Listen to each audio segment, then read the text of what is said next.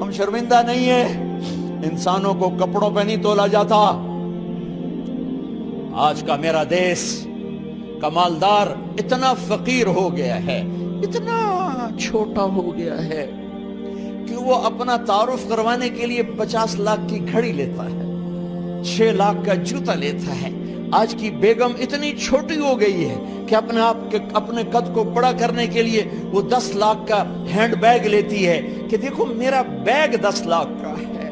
ارے میری بہن، تو 10 ٹکے کی بھی نہیں رہی اگر تو نے بیگ سے اپنے آپ کو بڑا بنایا۔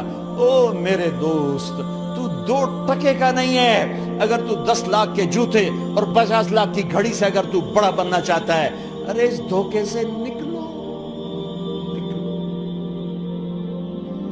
برینڈڈ برینڈڈ برینڈڈ، کہاں جا رہے ہو؟ جب تم اپنی ذات میں بے قیمت ہو تو رب ذوالجلال کی قسم، تمہاری گھڑیاں، تمہارے بیگ، تمہاری گاڑیاں، تمہارے بنگلے تمہاری عزت کو بڑھا نہیں سکتے۔ ابا جان، آج ہم خوشی سے بلند ہیں کہ ہمارے باپ نے بددیانتی نہیں کی۔ گھر میں تشریف لائے، کہنے لگے فاطمہ کچھ پیسے ہیں، میرا انگور کھانے کو جی چاہ رہا۔ بس فاطمہ رونے لگی۔ فرمایا امیر المومنین، خزانہ تو بھرا پڑا ہے، 1 درم کا بھی تیرا حق نہیں ہے کہ تو 1 درم لے کے انگور خرید لے۔ تو تڑپ اٹھے، فاطمہ میں جہنم نہیں برداشت کر سکتا۔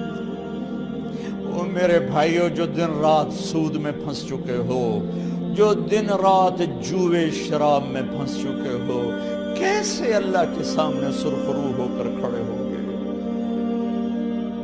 ایک رات گھر میں تشریف لائے، بچیاں، بیٹیاں،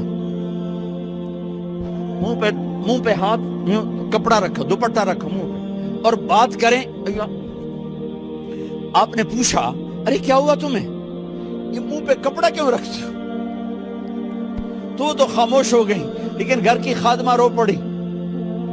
کہا امیر المومنین، آج آپ کی بیٹیوں نے کچا پیاز توڑ کے اس سے روٹی کھائی، سالن کھائی، اور میرے آج کا تاجر کہتا ہے جھوٹ نہ بولوں تو کاروبار کیسے، میرا افسر کہتا ہے رشوت نہ لوں تو گزارا کیسے کروں۔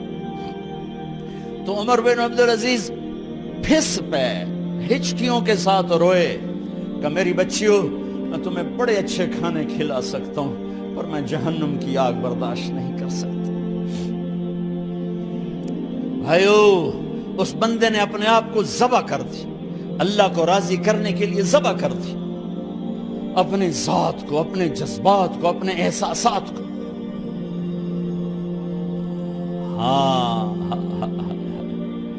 اب اللہ نے صلہ کیا دیا؟ جب انتقال ہوا، ہونے لگا تو بلایا رجا کو، جو میں بات پہلے چھوڑ کے ادھر ان کی تھوڑی سیرت بتائی کہ رجا اب میں مرنے لگا ہوں۔ عبد الملک کالا ہو گیا تھا، ولید کالا ہو گیا تھا، سلیمان کالا ہو گیا تھا۔ یہ کیوں کالے ہوئے تھے؟ یہ بے نمازی نہیں تھے، بدکاری نہیں کرتے تھے، کسی کی طرف ان کی میلی آنکھ نہیں اٹھی کبھی۔ یہ ظالم تھے، ظالم ظالم، انسانوں کا خون پیا، مال میں خیانت کی، اس پر اللہ نے چہرے پھیر دیے۔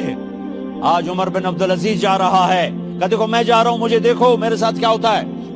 ان کا انتقال ہوا، ان کی میت قبر کے کنارے رکھی گئی، اور اب نیچے اتارنا ہے۔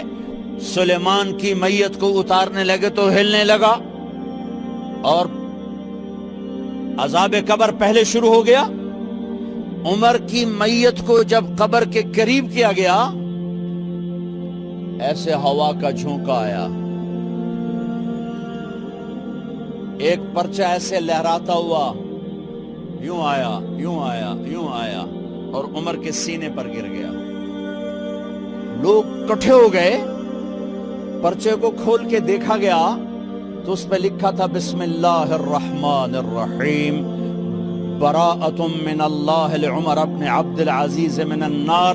یہ پروانہ ہے اللہ کی طرف سے اس کے بندے عمر کے لیے کہ اسے جہنم سے نجات کی خوشخبری سنا دی جائے۔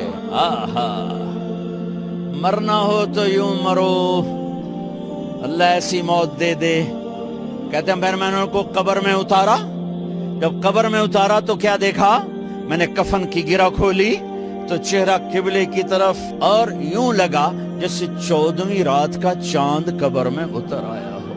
اور آخری بات کرتا ہوں، میرے بھائیوں بہنوں، اپنے اللہ سے صلح کر